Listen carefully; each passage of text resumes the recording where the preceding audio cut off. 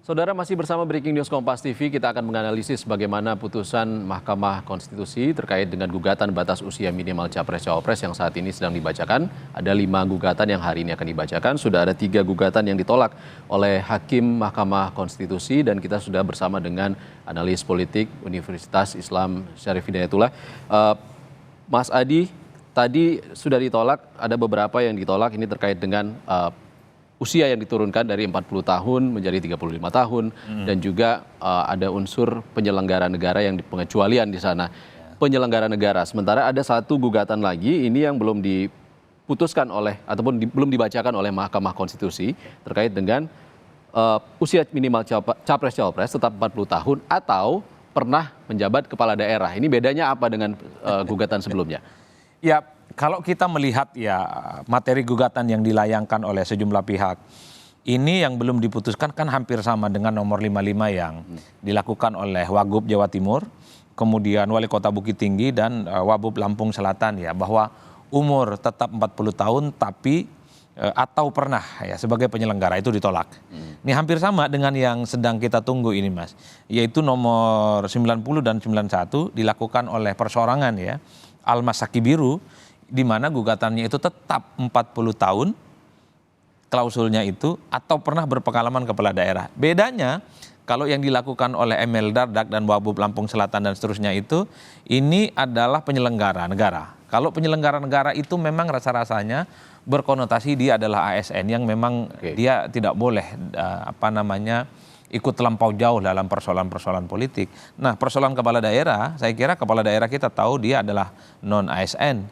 Dia adalah dari politisi rata-rata dan mungkin dari calon perseorangan. Nah, disinilah peliknya kita sedang nunggu. Oleh karena itu pasti hakim konstitusi di mahkamah ini sedang berdiskusi apa bedanya nanti ini. Pastinya saya membaca ada kecenderungan dissenting opinion yang seperti terjadi pada putusan-putusan sebelumnya. Tapi secara umum kalau kita melihat substansi materi bahan gugatan yang sudah ditolak gitu oleh Mahkamah Konstitusi, rasa-rasanya memang ini semua akan ditolak Mas ya. Prediksi Mas Adi? Iya, prediksi saya kecenderungannya ditolak karena secara substansi nggak ada persoalan apapun sih sebenarnya. Secara umum sama lah, umur nggak bisa diturunin ya, atau penyelenggara negara sudah ditolak, atau mantan atau pernah sebagai kepala daerah. Ini menurut saya kembali tidak relevan untuk diperbincangkan dalam konteks itu. Artinya kalau semua gugatan itu sudah ditolak, kenapa yang ini tidak? Kan gitu jalan ceritanya. Ini kalau kita menggunakan logika masyarakat umum. Tapi kita tidak tahu bagaimana tafsir hukum para hakim konstitusi nantinya yang sedang akan diputuskan ini. Ini pasal yang sangat krusial, yaitu nomor 9 dan 91 yang sedang digugat oleh Almas itu ya. Karena ini menyangkut apakah seseorang sekalipun umurnya tidak cukup 40 tahun, tapi dia berpengalaman sebagai kepala daerah bisa maju di 2024. Kan titik kunci soal bagaimana perhatian publik ke Mahkamah Konstitusi hari ini ya di pasal ini Mas. Ya mungkin nggak Mas Adi kalau tafsirnya itu seseorang di bawah 40 tahun, berbeda tadi dengan penyelenggara negara, mungkin dia ASN atau pejabat eselon berapa, dengan seorang kepala daerah yang walau usianya masih 35 tahun, tapi dia punya pengalaman sebagai kepala daerah, wali kota atau gubernur, dan dianggap sudah bisa menjadi capres atau cawapres, Mas Adi. Ya itu beda memang, penyelenggara negara itu biasanya disebut mereka seperti ASN ya. Tapi kalau dia adalah mantan kepala daerah, dia itu bukan ASN, dia bukan penyelenggara negara, tapi dia adalah pejabat publik dan dia berasal dari NONS, penyelenggara pemerintah. Biasanya rata-rata dari kalangan politisi ataupun kalangan profesional. Ini yang sepertinya tafsir para hakim itu akan berbeda, Mas. Kalau di atas tetap 40 tahun ditolak, di bawah pun juga ditolak 40 tahun. Yang berbeda itu penyelenggaranya ditolak, ini sekarang berpengalaman sebagai kepala daerahnya ditolak atau diterima. Ini yang saya sebut sebagai titik krusial sebenarnya yang diributkan, diperdebatkan. Viral hari ini tentang apakah seseorang yang umurnya tak cukup 40 tahun, tapi dia pernah atau berpengalaman sebagai kepala daerah boleh maju atau tidak. Ini yang sebenarnya pasal kuncian yang sedang paling banyak ditunggu oleh publik. Kalau penyelenggara negara sudah ditolak, umur 40 tahun tak cukup sudah ditolak, iya kan? Diturunin 35 tahun sudah ditolak. Ini nih, kalau dari segi umur pastinya ditolak.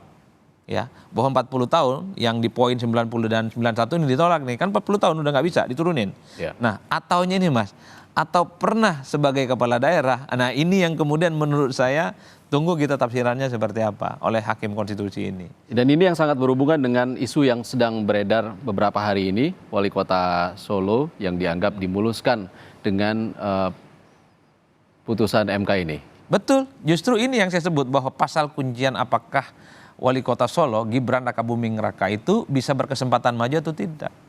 Karena kalaupun toh umurnya itu sudah ditolak, nggak bisa diturunkan jadi 35, maka masih ada satu kesempatan Mas Kaisang ini untuk bisa maju, yaitu Mas Gibran. Gibran maksud saya, bahwa kalau pernah berpengalaman sebagai kepala daerah ini dikabulkan, ini yang sepertinya membuat begitu banyak publik sedang menanti betul. Tapi di luar itu sebenarnya Mas, kalau dilihat rata-rata kecenderungan, ini kan hampir sama ditolak. Apa yang kemudian membuat alasan mantan kepala daerah itu diterima? Ada nggak kira-kira? Ya agak rumit cara menjelaskannya, karena kan hampir sama bahwa kepala daerah itu ya adalah yang sebenarnya terikat sebagai penyelenggara negara, sekalipun dia tidak memiliki latar belakang ASN ya, karena dia terikat pada sumpah, pada janji, pada anggaran yang juga dianggarkan oleh negara. Mestinya di situ penyelenggarannya. Nah yang kedua, apakah kalaupun toh ada klausul maksud saya kepala daerah itu juga disamakan dengan eksekutif? Presiden juga eksekutif kan, cuman problemnya adalah yang setara dengan eksekutif mungkin bisa disejajarkan kalau dia gubernur posisinya. Kalau kepala daerah posisinya gubernur mungkin masuk akal dia dianggap apple to apple sama-sama eksekutif. Tapi kalau posisinya dia adalah wali kota ataupun dia bupati, rasa-rasanya sekalipun dia pernah berpengalaman sebagai kepala daerah, pada level eksekutifnya itu agak jauh. Ini soal pusat dan sangat lokal. Masih level administratif. Lokal, masih level administratif. Ini yang sepertinya memang di kalangan para praktisi, akademisi hukum juga sedang dikuliti betul, Mas. Betul bahwa kepala daerah itu adalah eksekutif, tapi eksekutif paling kecil, paling buncit, ya, paling bawah. Kalaupun toh disebut eksekutif, minimal dia itu adalah pernah kepala daerah, tapi konotasinya gubernur. Dia agak dekat dengan eksekutif presiden.